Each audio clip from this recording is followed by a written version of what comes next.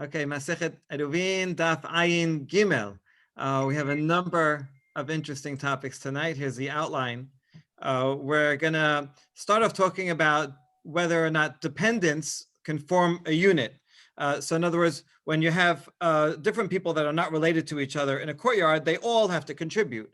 But if they are somehow related, we saw yesterday the case of sons living in the same courtyard as the father, and in that case, they don't, if there's nobody else living there, then they don't have to make an eruv because they're all dependent on the father. Either they're physically eating there or the father provides for them. So what about the case of multiple wives? Someone has slaves or a teacher with his students. We'll see all those cases. Then we'll move on to whether one eruv suffices when you move to join another courtyard. We have one courtyard, and they all join with one eruv, but then they want to join together with the next courtyard over. Can they move that eruv and that represent all of them? We'll see yes. Then we'll talk about. We'll jump to Eruv Techumin, how going out of the city, and where does that start? Where you sleep or where you eat? We saw that question yesterday. Now we'll ask it about a school context. Is it where the dormitory is or the cafeteria? We'll answer it's the dormitory. And then we'll go back to the first topic of fathers and sons, and we'll say that they are a unit for most purposes, but not for all. And then we'll get to the next Mishnah. So let's start with this, with the various dependents. Tanu Rabbanan. Someone has 5 wives. Okay, he has other problems besides carrying on Shabbat, but this is more of a theoretical. And he provides for all of them, and so they live in the courtyard in separate homes. Or if he has 5 slaves and the slaves live in their own quarters in 5 different homes within the courtyard, and the master provides for all of them. What is the case? Are they considered one unit automatically, like a family, like fathers and sons, or are they separate and they have to contribute food in order to make an eruv to carry? That's the question. And we have 2 opinions. He says that wives are considered a unit. I mean, after all, the husband actually sleeps with the wives in different times. And so that is, there's no better connection to make a home and to say that they are all one family unit than wives. But not with avadim. Slaves are their own beings. You don't live with the slave. They're separate, and so the slaves each have to contribute a little piece of bread in order to carry in the courtyard. The second opinion says the opposite. He says that avadim, slaves, are directly dependent. They're like an extension of the master. Sometimes in English we call, a hand, or in Hebrew also, ama. A slave is really an extension of the owner, and so therefore they are really part of the owner's property, sometimes legally, and therefore are all one unit and don't have to contribute to an eruv. Whereas, according to the Yehuda ben Baba, women are more separate, more independent than slaves. They are their own being, and they can do their own thing, and therefore the wives, if they live separately, would have to all contribute. All right, that's interesting conceptually to think about that. Marav, my Tamad Rabbi Yehuda ben Bava, a proof for the second view. Tichtiv Daniel bitra malka, and Daniel says Daniel was in the gate of the king. That doesn't mean he physically stayed in the gate of the king all the time, but rather he was a servant of the king, and therefore wherever he went, it was considered as if he's in the gate of the king. And so therefore a servant, even if he's living physically separately, it is as if he is living with the master, and therefore does not have to make a separate eruv. Okay, good. And now we'll move to the next question about students. Pishita ben etzel abiv kedamaran. Isha etzel ba'ala ve'ebed etzel rabo pelukta Rabbi Yehuda ben Betera ve'Rabbi Yehuda ben Bava. Tamid etzel rabo mai. So children, we already established our unit.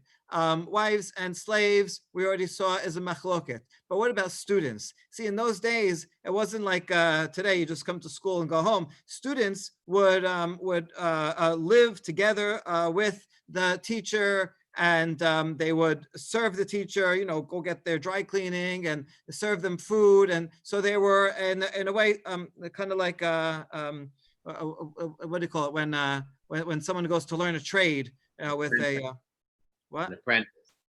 Apprentice, exactly, right? So it's really an apprentice, almost like a father figure. So they were very close, and the master, the teacher, would really take care of the student. All right. So what about that relationship? Does that count as one family unit, or is it separate? And if they live separately and they have to contribute something to Eruv? Tashema, derav Rabbi Chia amad, en anu srichin na'arev, shere anu somchin al shulchano shel Rabbi Chia. So when the Rav was in the yeshiva of Rabbi Chia, in the home of his home, sometimes they actually studied in the home or the school of, he said, we don't have to make an eruv because we are dependent on the table of Rabbi Chia. Either they actually physically ate at his table, or he provided for them, he was in charge of them, so they're all one unit. And similarly to Rabbi Chia, he was the teacher in this case, but a generation before, when he was the student, Rabbi, under the teacher Rabbi Yehuda Nasi, Amar en anu srichin arev share anu somchin al shulchano shel Rabbi. And so, right, goes from teacher to student, and teacher to student again. That yes, that relationship is also one of dependency, and therefore it's considered all one unit, and they don't have to make their own eruv. Okay. Based on our previous discussion about teaching in front of in your rabbi's place, aren't these rabbis actually making a statement while they're students in the rabbi's yeshiva? That's what it sounds like. Well, I think Rav is saying this because he says when we were there. Is that what he's saying, when we were there, or he's saying like we don't need to because we have the rabbi? No. Oh, he's telling at the time, he's saying we don't have to because we are dependent. You mean where was Rabbi Chia when Rav said this? Is he allowed to make a statement? He's not. He shouldn't be making halachic proclamations. It sounds like. Okay, I guess Rabbi Chia was not there, and they're discussing the students among themselves. Hey, what do we do? And he had that tradition. So I mean, why don't they go and ask Rabbi Chia? Hey, what should we do? So maybe he did, and then he's coming back to report and saying Rabbi Chia said, right? Okay, but yeah, that's a good point. But obviously, this is a report when he's older and saying when we were young, we didn't have to, right? Because now he's an authority. Yeah, Johnny. I'm just curious, is there any contemporary, more progressive, feminists or just progressive people have issues or commentary about the whole wives issue? Is there any, or not? Yeah, it's a great question. There is a feminist commentary on Eruvin, but I haven't looked at it. I don't have a copy of it. So and all the libraries are closed. I can't get one. But I'm sure that it would mention something about this. And it sounds a little like Borat, right? My 5 wives. But I don't think this is practical. I think but polygamy was even if technically permitted, was very rare. First of all, you had to be very wealthy to afford it. And even in that kind of case, it would, 5 is, I think, an exaggeration. I don't think something like this ever actually happened. It's more of a theoretical to test out what is the status, what is the status of these different relationships. I mean, look, the fact that it compares women to slaves and children and all that, that is, I think, simply was the reality of the status of women and children and slaves and animals. They're not the same, but they're the patriarch is in charge, and everyone else has different roles within that circle. And that's the way my grandparents were, and I never heard my grandmother complain about it. So that's the way it was then, and things change. So right, this is testing out the theoretical cases. Yeah. The daughters weren't even mentioned. And daughters are mentioned because the daughter is going to go live with the husbands. Yeah. Right. If they're single, presumably they actually live in the father's house, where they're not. Why would they live in a separate home if they're single? Okay, very good. So now we get to the next topic about one eruv sufficing when you move it. Let's see what the case is. Tashema derav be. I did that. Be'amine Abaye merabba. Abaye asks his teacher, Hamisha shegavu et eruban, כשמוליכין את עירובן למקום אחר, עירוב אחד לכולן, או צריכין עירוב לכל אחד ואחד. אמר לה, עירוב אחד לכולן. So if we just look at a quick picture, so for example, let's say the people here, there's 5 people in here, and they all join together and make one eruv. But then they say, you know what? We'd like to join together with the next guy over, the next courtyard. And they also have a few more people. And they have an opening so they can do that. So the question is, can they take this one eruv that they all join together? Let's say, I'm imagining there's 5 houses here, and then move that collected bread over here, and then they can carry back and forth. Is that sufficient? Right? Or do you have to have each and every person contribute to an eruv that would be in this place? Right? That is the question. In other words, can they can they join as one eruv, or they have to all join separately in the next eruv? And the answer is eruv echad lechulan. Okay, so that's fine, except that we're going to have a question now from a previous source. In our Mishnah, it says that 5 brothers who live together, they don't have to make an eruv unless they're going to move it somewhere else. Right? If there's 5 brothers living in one place with their father, then by themselves they don't need to make an eruv. But if they want to join together with the courtyard next door, then they do have to make an eruv. Now, for them, not making an eruv is like regular people making an eruv, right? Because they're all one unit. So, and yet it says each and every one has to go and join together with the next courtyard. So that seems to contradict what you just said. So the answer is, well,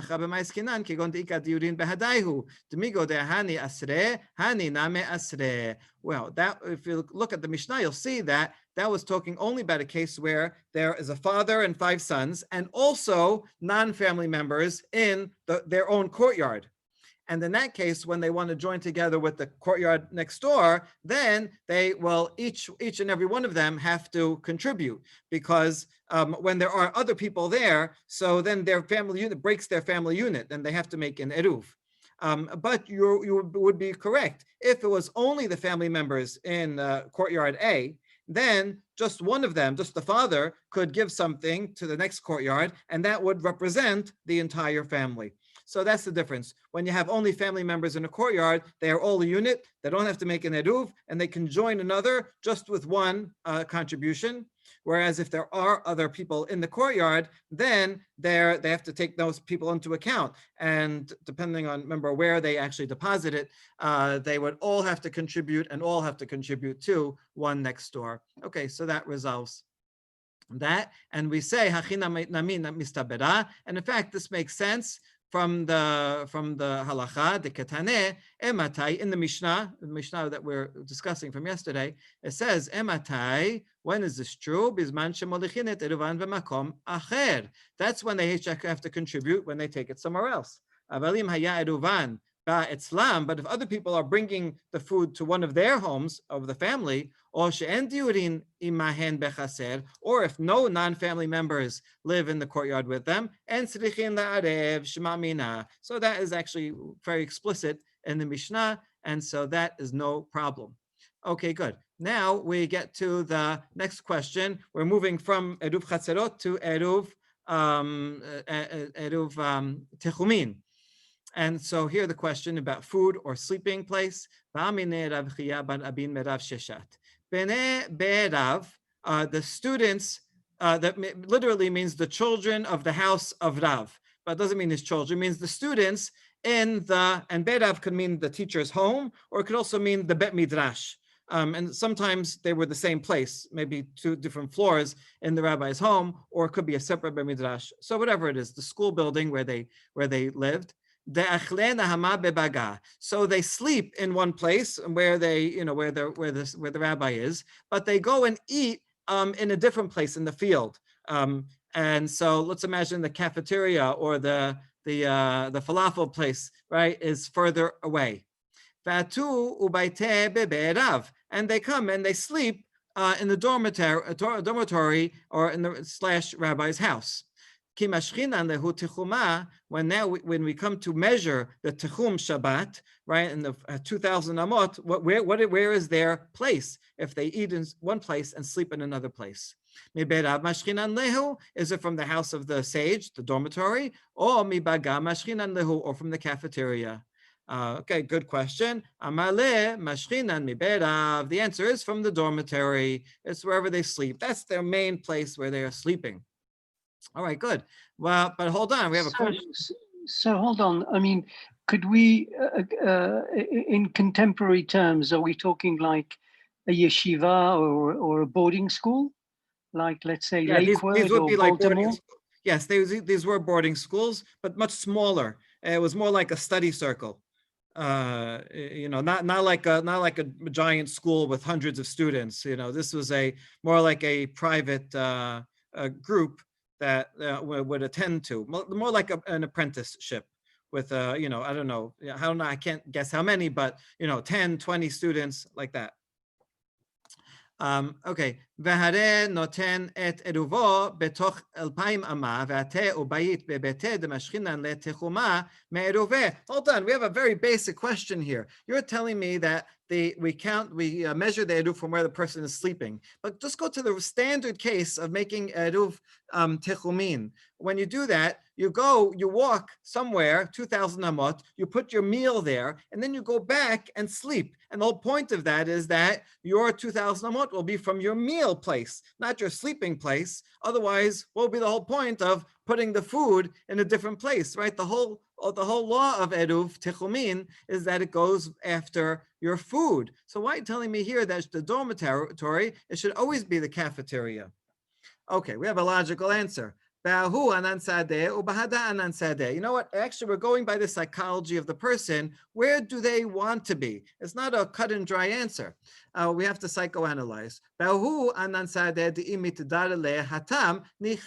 Regarding the person who takes his food and moves it 2,000 amot away from him, that's where he wants to be. And if you would give him the option of building him a little hut there so he could sleep there, he would prefer it. The reason why he's going out there is because he wants to walk 2,000 amot more to whatever, the next city where there's going to be, his friend is going to be, where his rabbi is going to be. So if he could sleep there, all the better. The problem is that his home is too far away, and so he has to sleep in his home. But he wants his meal to be where he is, and he would much rather sleep there. Therefore, it follows his meal because that's where he wants to be. Whereas in this case of the yeshiva student, he wants to be in the dormitory where the rabbi is and where he's studying. And if you would tell him, hey, we could bring your food, we could Uber Eats the cafeteria food here, he would say, oh, that's great, I would prefer that. So therefore, right, unfortunately, he has to go and walk all the way to the cafeteria, but he really wants to be where he sleeps. And so that's why it's not an absolute sleeping or eating, but rather depending on what you want. We saw yesterday there was a machloket between Rav and Shemuel. Rav says it's where you eat, and Shemuel says it's where you sleep. But we have to reconcile that with this. The point is here that if it's clear that you prefer to be this place or that place, then there's no problem. Only in a case where there is no clarity, that's where the machloket comes up. What is the default assumption? All else being equal. Okay, good. And so now we go to the final item for this Mishnah, back to the first topic of a father and son, and are they considered a unit or not? Av ubeno harav v'talmido. Kerabim damu or keyechidim damu. A father and a son, or a master and a student together. What is their status? Are they like multiple people, multiple individual people, or are they yechidim, like a unit? Are they one unit, and even if they're living separately, they don't have to join in an eruv together? So what's the difference if we consider them multiple people or a unit? It has three applications. One, tzrichin eruv or en tzrichin eruv. If they are separate people, then they all have to contribute to an eruv. If they are a unit, then they don't have to. Mavoy shalahen nitar belechi v'kora or en nitar belechi v'kora. I'm sorry, two applications. Mavoy, if they live in a courtyard. Remember, the laws of joining an alleyway, mavoy, are less stringent than joining a courtyard in terms of the walls. If you have an alleyway like this one here, and you have to close up the last side, all you need is a crossbeam or sidebar, not a full wall, right? Remember that? And so, but in order to qualify for an alleyway, it must have multiple courtyards with multiple houses in each, at least two courtyards with two homes in each.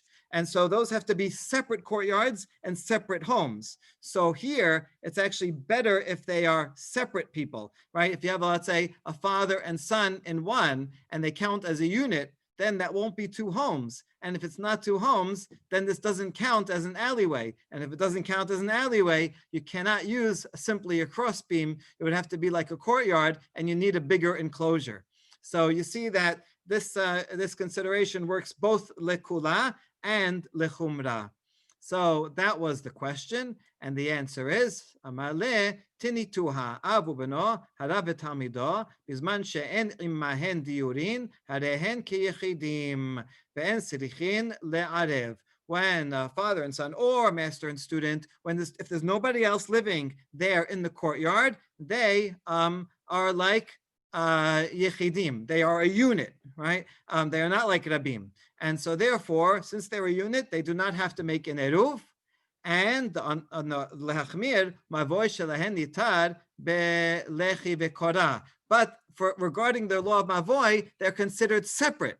That they are like two different homes, and you can use a lechi v'kora. So we actually take the leniencies of both, which makes sense in the laws of eruv. We do follow the leniencies of both. In this case, it's a different also conceptually. The point is of an eruv is that we have to be a joint unit. So we have to be a partnership. Well, a father and son, they're already a partnership. There's already a financial dependence there. But for the purposes of the architecture and saying, is this an alleyway? Well, there has to be multiple residences. And even though they're related to each other, it still is multiple residences. So for the definition of an alleyway, they're considered separate, even though for the definition of an eruv, they're considered a unit. All right, that was lots of fun. And now we get to the next Mishnah. The next Mishnah is going to have, the Mishnah itself has 4 sections. We're going to, after we go through that, we'll establish the authorship. Is it like Chachamim or like Rabbi Meir? We're going to show that it can be Rabbi Meir. And then we're going to wonder if the courtyards are not open to each other, and 3 challenges to that. That'll be clear as we see the case. Okay, the Mishnah is a little bit complex because it does have 4 different cases, but let's try to keep them clear. Chamesh chaserot petuchot zo lazo uptichot lamavoy. So this is actually the picture we have here. 5 courtyards that are open to each other, as you can see. I have another picture that might be a bit clearer here. 5 courtyards. They're each open to each other. And they're also all open to a mavoy, an alleyway. And the alleyway is eventually opened up to the Reshut Harabim. So in this case, right, the people in this courtyard have to make an eruv separately, right, in order to carry within the courtyard. But they also have to do shituf mevaot with all the other courtyards so that they can carry out into the alleyway. And so that's what we're going to be discussing, the relationship between the eruv chaserot and the shituf mevaot, to join them all together. Do you need both or one and the other, or one or the other? Let's see. Chamesh, okay. So,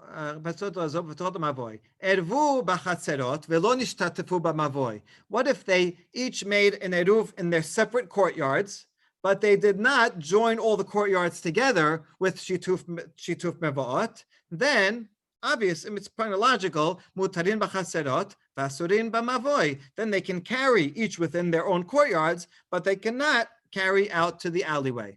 Good. Logical enough. That's case number one. If they did join all of the courtyards together with shituf mevaot, then they can carry both within their courtyards and into the alleyway. Now, this case, what we're going to discuss is this case adding to the first one or separate from the first one? Is it saying that they did not do the eruv in the courtyards and they only did shituf mevaot? But shituf mevaot is bigger than the courtyards, right? If everybody joined in to the whole alleyway, then doesn't that also encompass the courtyards? And so they can carry in every place. That's one way of reading it. Seems to be the simpler way of reading it. But another way we could read it is, in addition to this, if they made an eruv, and this was said, they didn't do shituf, and then we said, if they made an eruv and they also did shituf, then they can carry in both places. So you see that makes a difference if this is an additional case or a separate case. All right, that's case number two. Case number three, so they did both. They made the courtyards and they did shituf mevaot. But shachach echad mibnei chaser velo erev. One of the members in one of the courtyards forgot to contribute something. So what will be the case then? Mutarin kan vechan. They can carry in every place. In other words, in that case, because he forgot to in his local courtyard, but he's included in the bigger one in the shituf mevaot. So that will encompass him and he'll be okay. Which that sounds like all you need is the shituf mevaot, because here you have a guy forgot the courtyard, but he's still okay.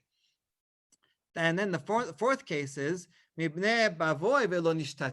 what if all the courtyards made their own eruv, but when they made the shituf mevaot, one courtyard forgot to join with the other courtyards in the alleyway. So what about that courtyard? Mutarin b'chatzerot v'asurin b'mavoi. Then the courtyards are all okay because they all made their own eruv, but that courtyard that didn't join the alleyway will not be able to carry in the mavoi. So the general principle is that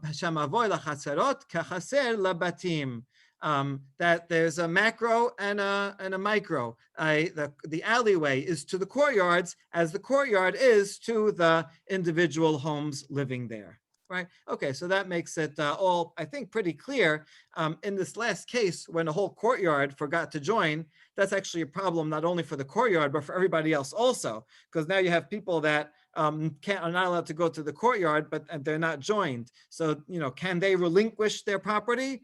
Just like in the micro, if one home in a courtyard forgets to join the eruv, that's a problem because his share of the courtyard is not joined, and so he can relinquish his right to it. Right? So, can a courtyard do that relinquishing also? That's also something we'll discuss in this Gemara.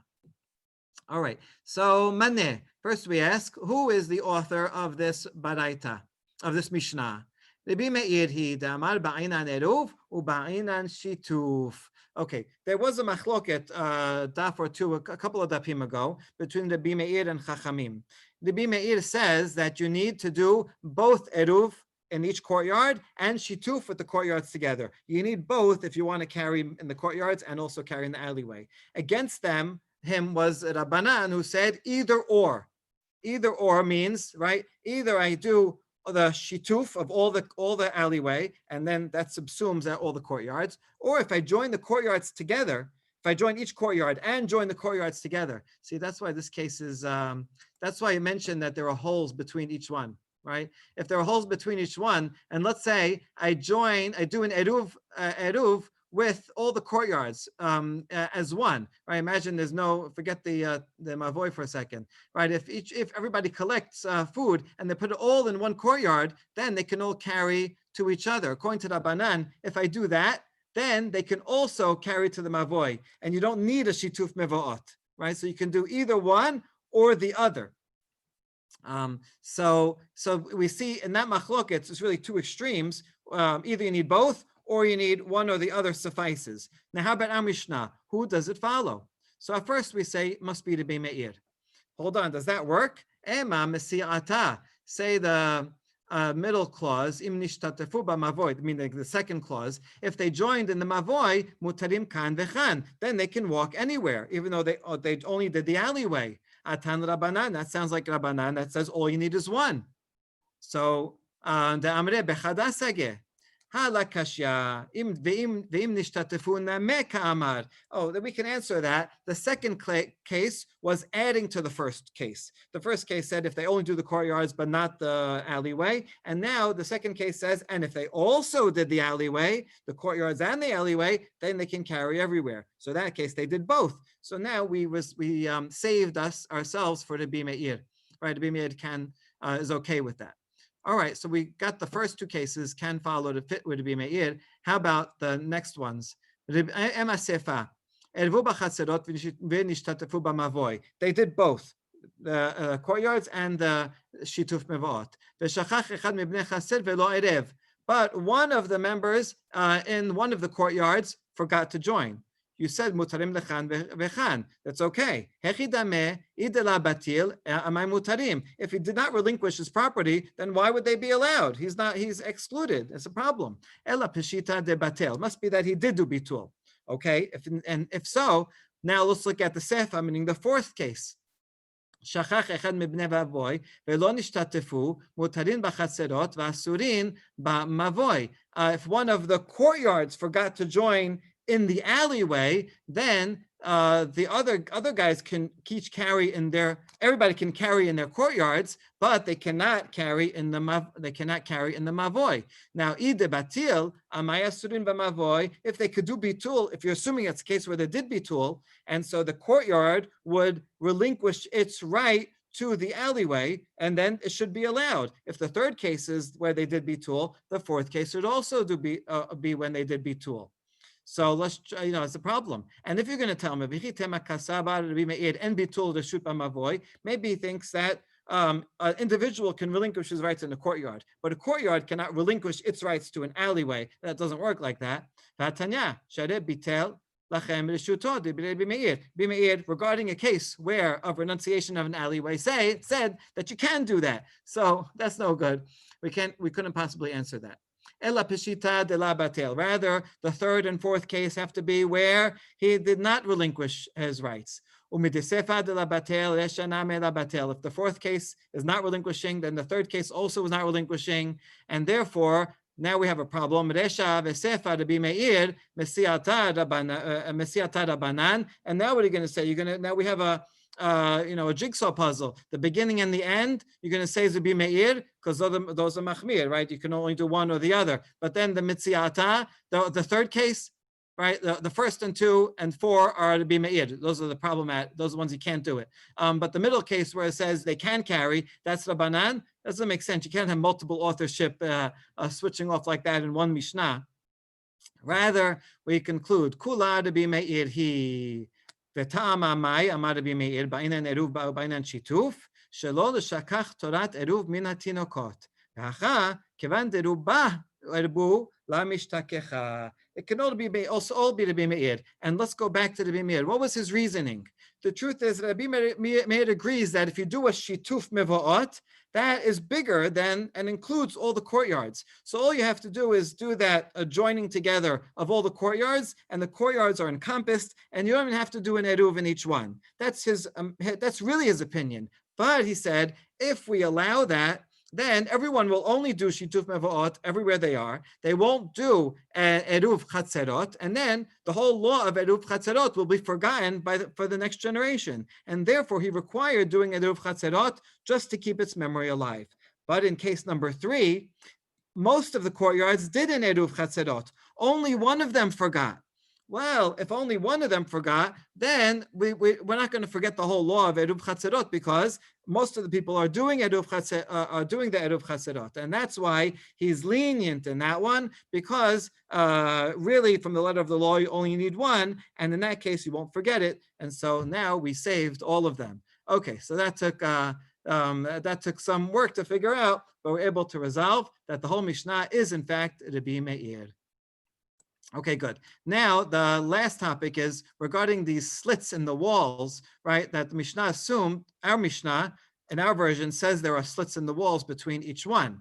However, there's another version that says, no, there are no slits in the walls, right? They're full walls. The only opening is from the alleyway. Now, why would that be significant? Let's see. Amar Rav Yehuda, Rav latane petuchot zolazo. In Rav's version of the Mishnah, he did not have those words that they're open to each other. V'chen amar Rav Kana, Rav latane petuchot zolazo. Rav Kana also said the same thing, that Rav said they are not open to, they doesn't have those words open to each other. Another version of Rav Kana, Rav Kana gufe latane petuchot zolazo. Rav Kana was talking about himself, and he said, I don't think that you should have those words petuchot zolazo. This is an interesting Ikeda Amre. We can tell how it got here, how this confusion got here. The original statement was Amar Rav Yehuda, Rav latane petuchot zolazo, and then Vechen Amar Rav Kana. Rav Kana said the same thing. When we say Rav Kana said the same thing, what? He also said that, he also reported that Rav said, don't have those words, or he also agreed with Rav that don't have those words, and he said it about himself. So there's an ambiguity in that statement, so we're not sure which one he meant. Okay, in any case, these several sages do not have those words. Now, Amar le'Abaye Rav Yosef, my tama de la tene petuchot zolazo. Why don't they have those words? What's wrong with them? Kasavar kol shituf she'en machniso motzio derech petachim b'mavoy la shemesh shituf. As follows: when you're making a shituf mevaot, then you have to get each one has to get some bread, and they have to take the bread and take it out of the opening to the mavoy. And this guy has to bring it out of the opening to the mavoy. They all have to do that, and then they join them together, and then they will bring them all back into one opening and deposit it in any one of them. So it has to go through this opening. Let's say they don't do that. If let's say this guy takes his and walks this way and collects it and deposits it here, but they never walk through the mavoy, that's no good, okay? Since they're joining the mavoy together, they actually have to enter and exit through that entrance. And having an entrance here is a problem. So that's why they take out those words, or they never had those words. Okay, so that explains it. Now we have three questions about that law. It seems that even if you don't use the openings, if they're there, we're going to be afraid that you're going to use them. So it only works if you don't have the openings at all. Okay, now three questions.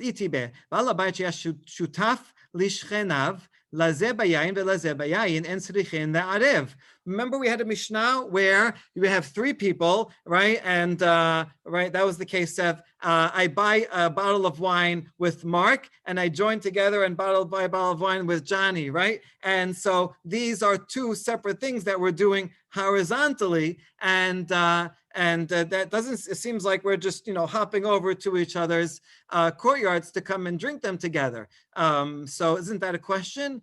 No, no, it must be a case where we were, situated like this, and I took my wine out of here and brought it back into here, and then drank it together with you, and you brought it out of here and out of there, and so it has to be that a case where we did not use the shortcuts. All right, maybe. Second question. We have another Mishnah that says, or that Mishnah continues and says, one person can acquire the food on behalf of everybody else. So doesn't that mean that he didn't have to pass through and go out of each one and back into one? He just did it for everyone. Doesn't it sound like that? It does sound like that, but maybe not. Must be there too. He made sure to go out and go back into the next one, collect, come out, go into the next one, collect, and he has to do it that way. All right, last question. Matkifla Rabba Bar Hanan ele me'ata hikna lo pat besalo hachinami de la have shituf. Right, another way to do it, we don't have to actually all physically give bread. I can do it on behalf of everybody else, right? Since we're benefiting everyone, all I can just two of us can say, here, take this bread. I'm giving it on behalf of everyone. And that's enough. Now, I'm not going in and out of anywhere. We're just sitting in one place, and we can make the shituf mevaot without going anywhere, just with one basket. So you're going to tell me that that's no good? And if you tell me, oh, indeed, that's no good, I can't do it on behalf of everybody, I have to go and run around and go in and out of each courtyard. והאמר רב יהודה, אמר רב, בני חבורה שהיו מסובין וקדש עליהן היום, הפת שעל השולחן סומכים עליה משום עירוב, ואמרי לה משום שיתוף. ואמר רבה לה פליגי, כאן במסובין בבית, כאן במסובין בחסר. So we have a source that says, in the name of Rav, that if we all join together for a meal, and Shabbat started, and we didn't make the Eruv before, we can say, hey, we're all sitting at the table. The bread on this table will be the Eruv. And they can do that. And others say you can use it for shituf mevaot, not only for the courtyard, but also for the whole alleyway. And Abbas said they're not arguing with each other. It just depends. If they happen to be in the house, then they can use it for the courtyard. If they happen to be in the courtyard, they can use that bread for the entire alleyway. So you see clearly from here, you don't have to go in and out of each alleyway from each courtyard from the alleyway entrance. You could just be sitting down on one table and you do it on behalf of everybody else. Rather, reject all that, and we have a completely different reason. Why did Rav say that you can't have spaces, entrances between each courtyard? For a different reason. You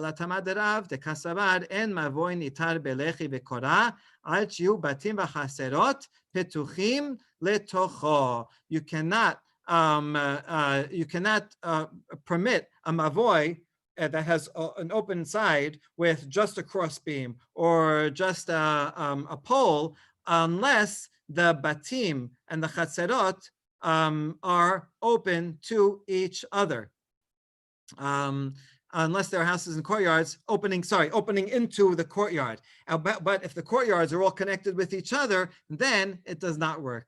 So to explain it from here, so if they're all closed, if all these walls are closed off, so you have separate courtyards and the separate courtyards are open to an alleyway, that makes it a real alleyway, and then it has the leniencies of putting only a cross beam here.